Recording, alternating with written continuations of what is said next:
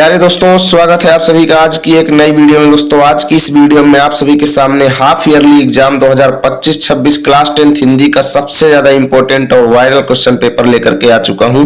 इस वीडियो में इस पूरे पेपर का सॉल्यूशन भी करवाने वाला हूं। तो यदि आप सभी के भी हाफ ईयरली एग्जाम होने वाले हैं तो इस वीडियो को ध्यान से अंतिम तक देखिएगा दोस्तों, क्योंकि ये पेपर बहुत जगहों पर आया है और हो सकता है कि आपके कॉलेज में भी एज इट इज यही पेपर आ जाए।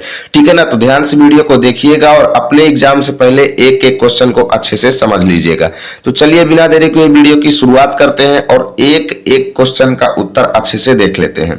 यहाँ पे देखिए समय 3 घंटे 15 मिनट का आपको दिया जाएगा, पूर्णांक आपको 70 का दिया जाएगा। ठीक है, निर्देश आपको पढ़ना है तो पढ़ सकते हैं कि भैया सभी प्रश्न करना अनिवार्य है। यह प्रश्न पत्र 2 खंडों खंड आ तथा खंड बा में विभक्त है। इसके बाद चलिए खंड आ बहुविकल्पी प्रश्न आपका स्टार्ट होता है। पहला क्वेश्चन है आप सभी के सामने कि आचार्य रामचंद्र शुक्ल किस युग के लेखक हैं। तो भैया ये शुक्ल युग के लेखक हैं। अगला है गबन की विधा है, यानी गबन रचना जो है ये किस विधा की है, तो ये उपन्यास विधा की है मुंशी प्रेमचंद जी का। ठीक है, अगला है कलम का सिपाही किसकी कृति है। तो कलम का सिपाही दोस्तों ये अमृत राय की कृति है। ठीक है, अगला है शुक्ल युग की समय सीमा है। तो शुक्ल युग की समय सीमा होती है दोस्तों 1919 से 1938 ईस्वी तक। चलिए अगला क्वेश्चन देखते हैं। अगला है कंकाल के लेखक हैं। तो कंकाल तितली इरावती सब जयशंकर प्रसाद जी की रचना है। अगला है साकेत रचना है किसकी। तो साकेत मैथिली शरण गुप्त जी की है। ठीक है, महाकाव्य है, याद रखिएगा। अगला है महादेवी वर्मा कवित्री है किस युग की। तो महादेवी वर्मा छायावादी युग की बहुत ही प्रसिद्ध कवित्री है, याद रखिएगा। पीड़ा की गायिका, आधुनिक मीरा इन्हीं को कहा जाता है, याद रखिएगा।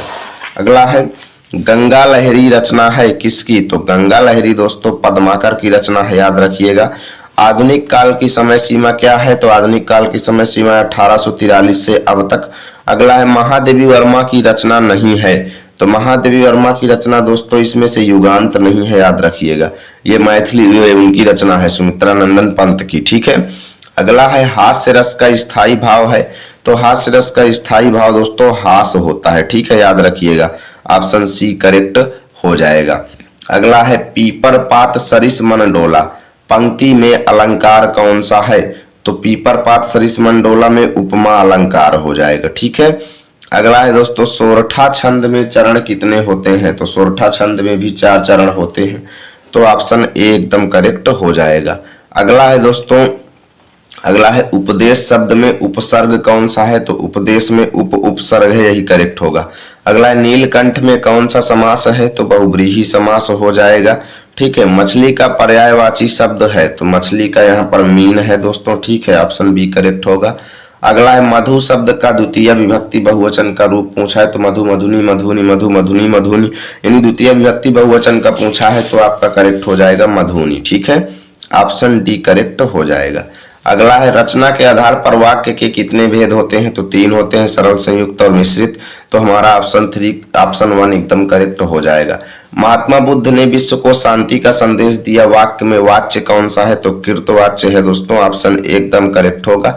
अगला है सौ का तत्सम शब्द क्या होता है। तो सौ का तत्सम शब्द सत होता है, यानी ऑप्शन ए एकदम करेक्ट हो जाएगा।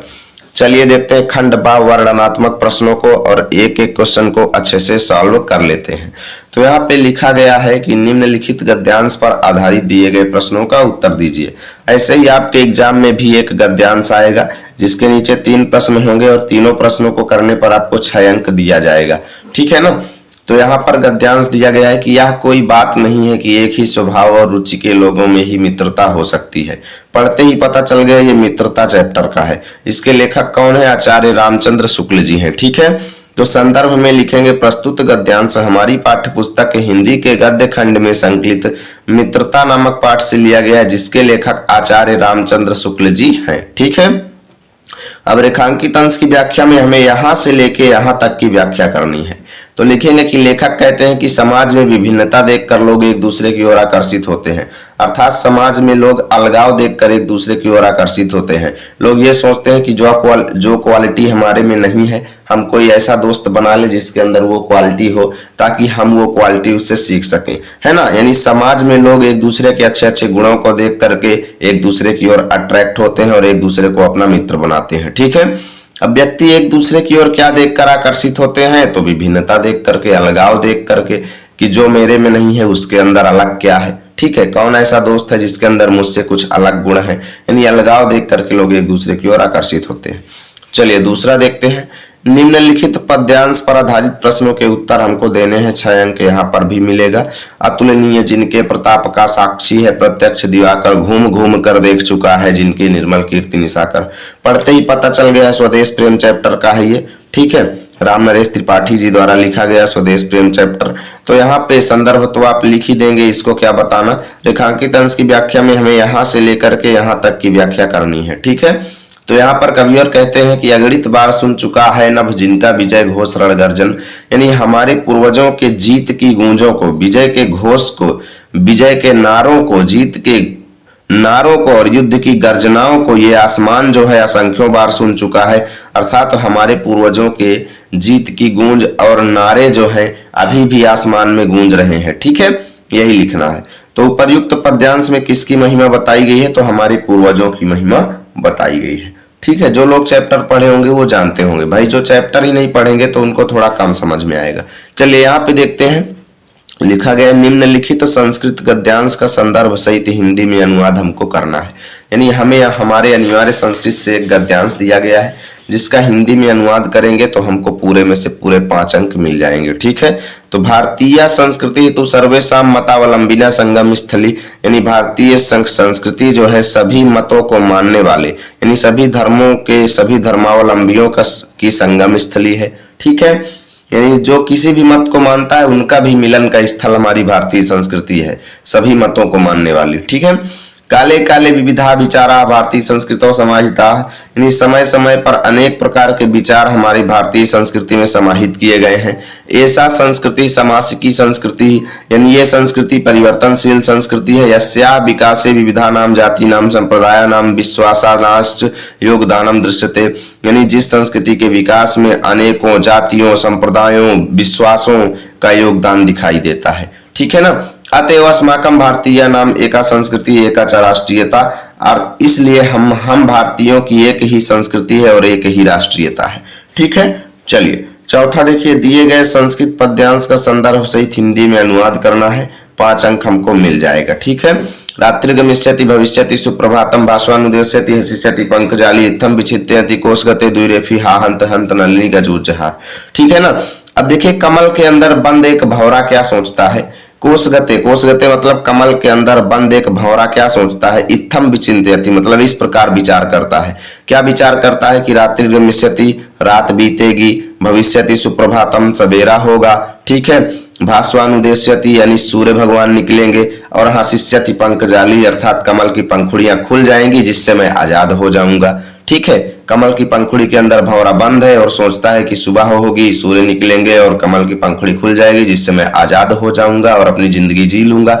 लेकिन हाय दुख की बात है कि इतना ही सोचते सोचते एक हाथी आता है और उस कमल को उखाड़ करके चला जाता है। नहीं दोस्तों, ऐसे ही हम लोगों का जीवन भी है। हम लोग सोचते हैं कि इस कष्ट के बाद एक दूसरा सुख आएगा, हम अच्छे से जिएंगे, इस समस्या के बाद एक नया हमारे जीवन में मोड़ आएगा, लेकिन ऐसा कभी होता नहीं है और इसी तरीके से जीवन नष्ट हो जाता है। ठीक है ना, चलिए 5वां है, अपने पठित खंड काव्य के आधार पर नायक का चरित्र चित्रण हमें करना है। यानी जो खंड काव्य आपने पढ़ा हो, जो आपके सिलेबस में हो, उसके नायक का चरित्र चित्रण करना है। 3 अंक आपको मिलेंगे। 6वां क्वेश्चन है कि निम्नलिखित लेखकों में से किसी एक लेखक का जीवन परिचय देते हुए उनकी एक रचना का नाम लिखना। 5 अंक आपको मिल जाएंगे, जीवन परिचय प्लस रचना। ठीक है, 3 में से किसी एक का करना है दोस्तों, या तो रामचंद्र शुक्ल का, या जयशंकर प्रसाद का, या डॉक्टर राजेंद्र प्रसाद का। ठीक है, अगला क्वेश्चन है कि निम्नलिखित कवियों में से किसी एक कवि का जीवन परिचय देते हुए उनकी एक प्रमुख रचना का नाम लिखो। 3 में से किसी एक कवि का भी करना है, गोस्वामी तुलसीदास, बिहारी लाल, सुभद्रा कुमारी चौहान। ठीक है, चलिए 7वां देखते हैं, अपनी पाठ्य पुस्तक से कंठस्थ कोई एक श्लोक लिखिए जो इस प्रश्न पत्र में ना आया हो। ठीक है, यानी एक ऐसा श्लोक लिखिए जो इस पेपर में आया ही नहीं हो। इसको कॉपी करके आप नहीं लिख सकते, याद रखिएगा, अन्यथा नंबर नहीं मिलेंगे।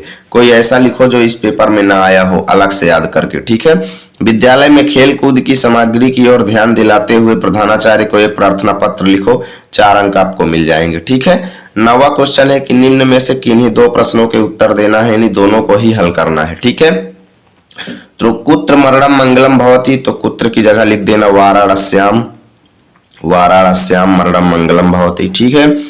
अगला है अलछेंद्र कह आसीत, तो कह की जगह लिख देना यवन राजा आसीत, अलछेंद्र यवन राजा आसीत। ठीक है। अब निम्न में से किसी एक विषय पर आपको निबंध लिखना है, पूरे अंक आपको मिल जाएंगे 7 नंबर। ठीक है। आतंकवाद कारण एवं निवारण, वृक्षारोपण, मेरा प्रिय कवि और नारी सशक्तिकरण। ठीक है। तो यहां से दोस्तों आपका पेपर खत्म हुआ। मैंने पूरा पेपर आपको बहुत ही अच्छे से दिखा दिया है, कॉलेज का आया हुआ एकदम रियल पेपर है दोस्तों। तो यदि वीडियो अच्छा लगा है तो लाइक करो, दोस्तों के पास शेयर करो। मिलेंगे आप सभी के साथ अगले वीडियो में, तब तक के लिए जय हिंद जय भारत।